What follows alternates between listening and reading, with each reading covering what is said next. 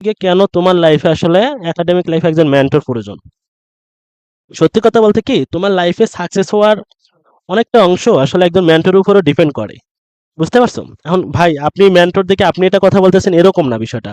বিষয়টা হয়েছে কি, তোমাকে যখন আমি একটু এক্সপ্লেন করা শুরু করবো তখন তুমি নিজেই আসলে রিয়ালাইজ করতে পারবা কেন তোমার লাইফে বা একাডেমিক লাইফে বেসিক্যালি একটা মেন্টর প্রয়োজন। ওকে, দেখো এখানে আমি যদি একটা ফিগার দেখতে পাচ্ছি বা একটা চিত্র আমি একটু তোমাদেরকে যদি একটু দেখানোর চেষ্টা করি তাহলে দেখো, এই যে একটা চিত্র দেখতে পাচ্ছ, একজন লোক সে উঠতে চাইতেছে, হ্যাঁ, তাকে একজন লোক হেল্প করতেছে। তো বেসিক্যালি এই চিত্রটার এই যে যে লোকটা হেল্প করতেছে সে আসলে হলো একজন মেন্টর। বুঝতে পারছো? যে লোকটা হেল্প করতেছে সে আসলে একজন মেন্টর। আচ্ছা, আর যে লোকটা আসলে উঠতে চাইতেছে সে বেসিক্যালি একজন স্টুডেন্ট। তো মেন্টর কি করে? মেন্টর জাস্ট কাজ হলো কি ওকে একটু পুশ করে উপরে তুলে নিয়ে আসা, এর বাইরে আর কিছু নেই। বুঝতে পারছো? মেইন শক্তিটা আসলে স্টুডেন্টকে দিতে হবে। মেন্টর মেন্টরের কাজটা হলো জাস্ট ওকে একটু পুশ করে উপরে নিয়ে নিয়ে আসা, ঠিক আছে? সো আমি নট নেসেসারি তুমি আমার কোর্সে যুক্ত হও, এটা নট নেসেসারি, বাট তোমার লাইফে যেখানেই পড়াশোনা করো না কেন তোমার লাইফে একজন যাতে মেন্টর থাকে। এটা মেন্টর হতে পারে তোমার এলাকার বড় ভাই, তোমার যে কোনো এক পরিচিত বড় ভাই যে আসলে অলরেডি তুমি যেই ফেসে আসো বা তুমি যে অবস্থানে আসো সেই অবস্থানটা ওভারকাম করে একটা বড় সড়ো পজিশনে গেছে। সো সে তোমার মেন্টর হতে পারে, এটা অবশ্যই তোমার লাইফে থাকা উচিত। যেমন লাইফে তোমার অনেক রকম আসলে হতাশাগ্রস্ত জীবন তুমি পার করবা, অনেক রকম হতাশা আসবে, তখন তুমি আসলে কার কাছে যাবা? তুমি আসলে কার কাছে যাবা?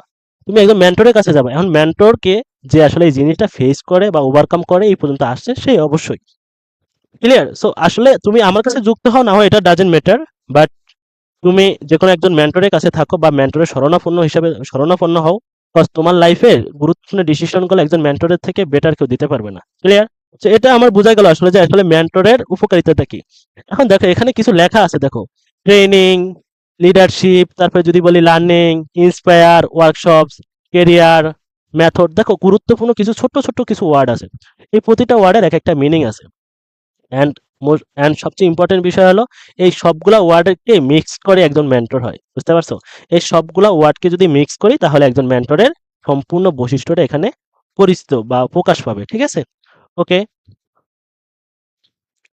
আচ্ছা। তো এই যে মারুফ, তোমার বিশ্ববিদ্যালয়ে যদি ঢাকা বিশ্ববিদ্যালয়ে ২ জন স্টুডেন্ট থাকে তাহলে তুমি তো অবশ্যই তাদের শরণাপন্ন হও। তাদের সাথে, সাথে থাকো যে ভাই আপনি কিভাবে চান্স পেলেন বা আপনি কিভাবে এতদূর আসলেন? তাদের থেকে জানো বা তুমি একটা যেকোনো একটা বিপদে পড়লে সেই বিপদটা তাদের সাথে শেয়ার করো। তাহলেই তো হলো। তাহলে আমরা আসলে এই স্লাইড থেকে আমার যেই মানে সানে নজুল সেটা হলো তোমার লাইফে একজন মেন্টর থাকা অতীব জরুরি। তোমার লাইফে একজন মেন্টর থাকা অতীব জরুরি। ক্লিয়ার? একজন মেন্টর তুমি যে কোনো কেউ হইতে পারে। তোমার পরিচিত যে কোনো কেউ তোমার লাইফে অবশ্যই থাকতে হবে। ক্লিয়ার? ওকে। আচ্ছা, আচ্ছা আমি এখন আমার লাইফে কথা বলি একটু।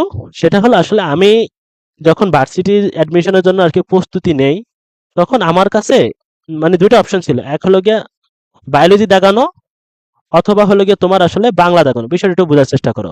বায়োলজি অথবা বাংলা। ঢাকা বিশ্ববিদ্যালয়ে ভর্তি পরীক্ষার কথাই বলতেছি। সো আমি দীর্ঘ ৭-৮ মাস মানে করোনাকালীন ছিল তো অনেক মাসই আসলে বায়োলজি পড়ছিলাম। বাট বায়োলজি ততটা ভালো পারতাম না। তখন আসলে আমার মাথার ভিতর এরকম একটা চিন্তা ছিল যে আসলে বায়োলজি না দাগাইলে আমি মেবি ঢাকা বিশ্ববিদ্যালয়ে চান্সই পাবো না। আর এই জিনিসগুলো যে আমি ডিসকাস করবো এরকম মানুষের সাথে আসলে আমার ওরকম সংযুক্ত ছিলাম না। তো এইজন্য আসলে নিজেই ডিসিশন নিলাম যে বায়োলজি দাগামো। বাট আসলে পরীক্ষা ঢাকা বিশ্ববিদ্যালয়ে যখন পরীক্ষা হয় তার ১৭ দিন আগে আমার মনে হয়েছে আসলে আমি বায়োলজি কিচ্ছু পারতেছি না। তাহলে আমি বায়োলজি কিভাবে দাগাবো? দেন আমি আসলে আল্লাহর অশেষ রহমতে আমি একজন মেন্টরের শরণাপন্ন হই। আল্লাহ তাকে অনেক ভালো রাখুক। সেই ভাইয়ের জন্য আমি আসলে এখন ঢাকা বিশ্ববিদ্যালয়ে পড়াশোনা করতেছি। সে ভাই বলল, "সায়েম, তুমি তো বায়োলজি পারতেছো না, বাট তুমি তো বাংলা ভালো পারতেছো। তাহলে তুমি বাংলা দাগাও।" আমি বললাম, "ভাই আমি তো বাংলা দাগালে চান্স পাবো না।"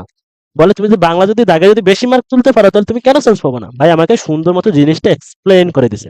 তো এই জিনিসটা এক্সপ্লেইন করার জন্য অবশ্যই আমার মেন্টরের শরণাপন্ন হওয়া লাগছে। অন্য কেউ তো করতে পারেনি, তাই না? তো তখন আমি কি করলাম, এই পরীক্ষার ১৭ দিন আগে চিন্তা করো আমি ৭-৮ মাস বায়োলজি পড়ছি। আমার বন্ধুরা জানে। আমার বন্ধু এদিকে সাকিব আল হাসান রাফি আছে। রাফি জানতে পারে। রাফি লাইভটা দেখতেছে। সো এই যে বাংলা আমি তখন সুইচ করলাম, দেখো ৭-৮ মাস বায়োলজি পড়া তারপরে আমি আসলে ডিসিশন নিলাম যে না আমার বাংলা হবে না, বায়োলজি হবে না, আমি বাংলা দাগাবো।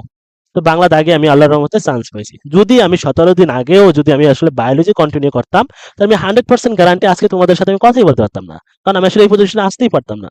সো ওই আল্লাহ মেন্টরকে আমার ভালো রাখুক, উনার শরণাপন্ন ছিলাম। উনার জন্য আসলে আমি বর্তমানে ঢাকা বিশ্ববিদ্যালয়ে অধ্যয়নরত। তাহলে বোঝা গেল আসলে মেন্টর লাইফে কতটা ইম্পর্টেন্ট, যে মেন্টরের একটা ডিসিশন কতটা গুরুত্বপূর্ণ। ওকে? ওকে, তাহলে আমরা এতটুকু ক্লিয়ার। এবার আসো আমরা তাহলে এটা বুঝতে পারলাম যে আসলে মেন্টর একটা মানুষকে কতটা হেল্প করতে পারে, কতভাবে হেল্প করতে পারে। তোমার একাডেমিক লাইফে অনেক হতাশা আসবে, অনেক। তোমার একটা ছোট্ট একটা ডিসিশন তোমার জন্য যে কি পরিমাণ হ্যাম্পার হইতে পারে সেটা তুমি আসলে ভবিষ্যতে বুঝতে পারবা। ক্লিয়ার? সো তুমি যে কোনো একটা মেন্টরের শরণাপন্ন থাকো, এটা হলো আমার ডিসিশন।